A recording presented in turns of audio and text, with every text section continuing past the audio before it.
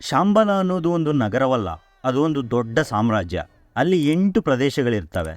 ಸಾಮ್ರಾಜ್ಯದ ಮಧ್ಯದಲ್ಲಿ 9 ಅಂತಸ್ತುಗಳ ಭವನ ಇರುತ್ತೆ.